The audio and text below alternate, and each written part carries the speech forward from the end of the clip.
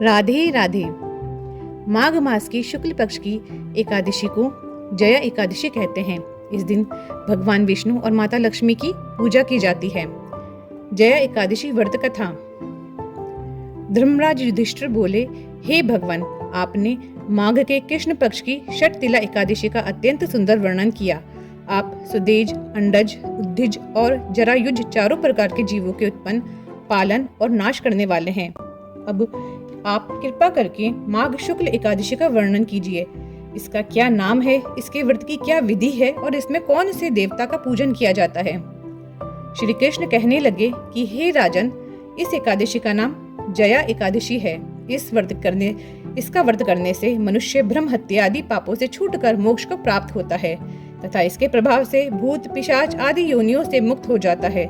इस व्रत को विधि पूर्वक करना चाहिए। अब मैं तुमसे पद्म पुराण में वर्णित इसकी महिमा की कथा सुनाता हूँ। देवराज इंद्र स्वर्ग में राज करते थे और अन्य सब देवगण सुख पूर्वक स्वर्ग में रहते थे।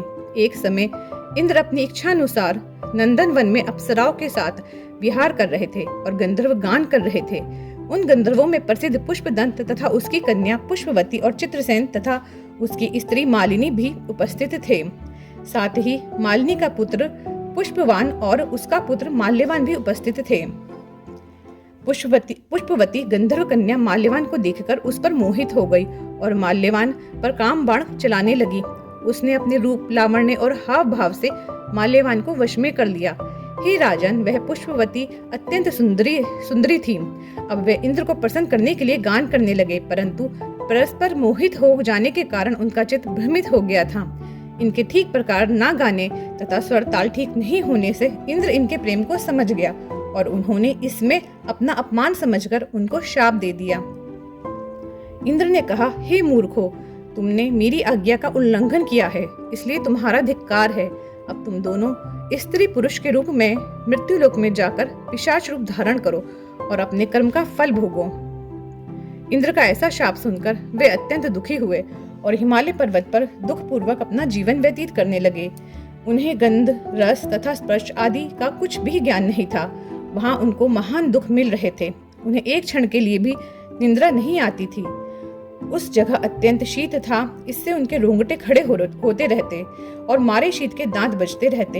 एक दिन पिशाच ने अपनी स्त्री से कहा कि पिछले जन्म में हमने ऐसे कौन से पाप किए थे जिससे हमको यह दुखदायी पिशाच योनि प्राप्त हुई।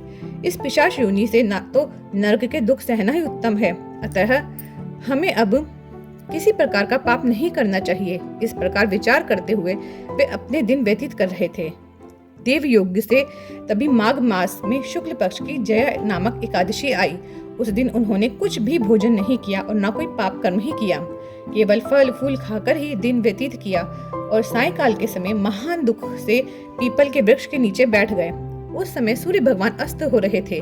उस रात को अत्यंत ठंड थी, इस कारण वे दोनों शीत के मारे अति दुखित होकर मृतक के समान आपस में चिपटे हुए पड़े रहे। उस रात्रि को उनको निंद्रा भी नहीं आई। हे राजन, जया एकादशी के उपवास और रात्रि के जागरण से दूसरे दिन प्रभात होते ही उनकी पिशाच योनि छूट गई। अत्यंत सुंदर गंधर्व और अप्सरा की देह धारण कर सुंदर वस्त्राभूषणों से अलंकृत होकर उन्होंने स्वर्गलोक को प्रस्थान किया। उस समय आकाश में देवता उनकी स्तुति करते हुए पुष्प वर्षा करने लगे। स्वर्गलोक में जाकर इन दोनों ने देवराज इंद्र को प्रणाम किया। इंद्र इनको पहले रूप में देखकर अत्यंत आश्चर्यचकित हुआ और पूछने लगा कि तुमने अपनी पिशाच योनि से किस तरह छुटकारा पाया, सो सब बतलाओ। माल्यवान बोले कि हे देवेंद्र, भगवान विष्णु की कृपा और जया एकादशी के व्रत के प्रभाव से ही हमारी पिशाच देह छूटी है। तब इंद्र बोले कि हे माल्यवान, भगवान की कृपा और एकादशी का व्रत करने से न केवल तुम्हारी पिशाच योनि छूट गई, वरन हम लोगों के भी वंदनीय हो गए, क्योंकि विष्णु और शिव के भक्त हम लोगों के लिए वंदनीय है। अतः आप धन्य हैं। अब आप पुष्पवती के साथ जाकर विहार करो। श्री कृष्ण कहने लगे कि हे राजा युधिष्ठिर, इस जया एकादशी के व्रत से बुरी योनि छूट जाती है। जिस मनुष्य ने इस एकादशी का व्रत किया है उसने मानो सब यज्ञ, जप, दान आदि कर लिए। जो मनुष्य जया एकादशी का व्रत करते हैं वे अवश्य ही 1000 वर्ष तक स्वर्ग में वास करते हैं। बोलिए भगवान विष्णु की जय, माता लक्ष्मी की जय।